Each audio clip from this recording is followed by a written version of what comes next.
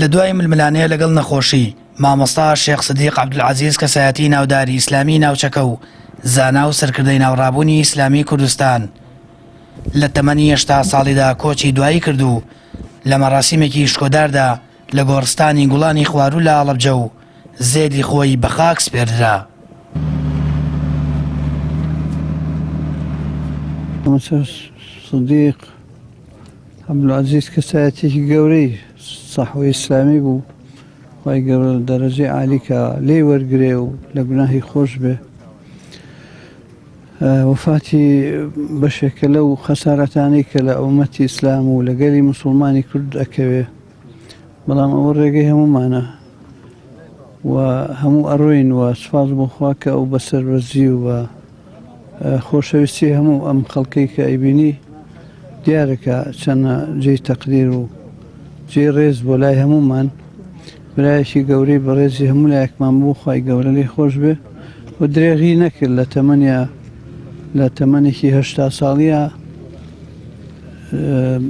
بەشداریەکی گەورەی سەحوەی ئیسلامی کرد و یەکێک بۆ لە قیاداتی کاری ئیسلامی لە کوردستانە. خوا لێی خۆش بێ و خوا لێی وەرگرێ. ئەم مامۆستا بەڕێزە چین و توێژێکی باشی پەروەردە کرد بە پەروەردەیەکی ئیسلامی لە خزمەتی ئیسلامە، ئەوەی توانی هەوڵیدا لە بواری پەروەردە لە قوتابخانە، لە بواری مەلایەتی لە مزگەوت وەختی خۆی فەقێتی و لە بواری سەحوەی ئیسلامی و ڕابوونی ئیسلامیە تەقسیری نەکرد و هەوڵ و مانووبوونی خۆی خستەکار و ئیجتیهادی کرد و لەو خوایە داوا ئەکەم خوا ئیجتیهادەکەی پێکابێتی و خوای گەورە دوو ئەجری بۆ نووسی بێ و لێی قبوڵ کردبێ.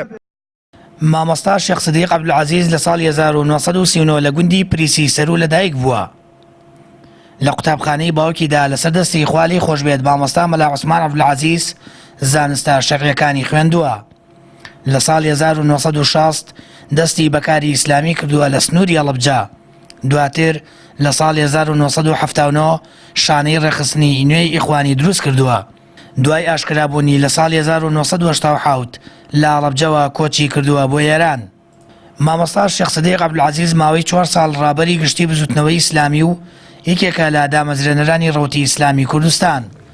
دڵسۆزانی ڕابوونی ئیسلامی و خەڵکی بەگشتی بەداخن بۆ کۆچی دوایە و زاناپایە بەرزە و ستایشی ڕۆڵ و خزمەتە بەرچاوەکەی لە ناو ڕابوونی ئیسلامیدا دەکەن. تاریخێکی پڕ لە ماندووبوون، پڕ لە تێکۆشان، پڕ لە زەحمەت لە پێناوی کار و پرۆژەی ئیسلامیدا و ڕۆڵی گەورەشی بوو لە زیینوکردنەوەی با بڵێم ئەم کاروانە ئیسلامی ئەمڕۆکە لە کوردستانە هەیە. ئەلحەمدولیلا هەنگاوێکی باشی بڕیوە. ئەو یەکێکە لە موسسین و بناغەدانەرێنی ئەم کاروانە ئیسلامیە. داواکەین لە خۆی تەعالا لێی خۆش بێ بە شادی کاو و ئەو ماندووبوون و زەحمەتەی بخاتە تەرازوی چاکەکانیەوە. ڕۆڵێکی چاکی بوو، ئەو پەڕی دەوری بوون لە هەمدا دانەگشتی مزگەوتی کردو و لە هەموو شوێنە خەیریە کرد و بەشداری هەموو خەریە کرد و پیاوێکی موسڵمان خواڕاخوی کارخوار هەم پێ بکایە. مامۆستا شێخ سدیق بۆ ماوەی 59 ساڵ لە خزمەت ئاینی پیرۆزی ئیسلامدا بووە و لە گەیاندنی ئەم پەیامی ئیسلام و ئیسلامەتیەدا بەردەوام بووە. بەوەی نەخۆشیەوە لە 19 2019 لە شاری سلێمانی کۆچی دوایی کرد. پرسەی مامۆستا شێخ سدیق عەبدولعەزیز ڕۆژ یەکەم لە وەڵی شەهیدان لە ئاڵەبجە و ڕۆژی دووەم لە مزگەوتی ئەحمەدی حاجی عەلی لە شاری سلێمانی دەبێت. سامان فەتاح، کەناڵی ئاسمانی پەیام، هەڵەبجە.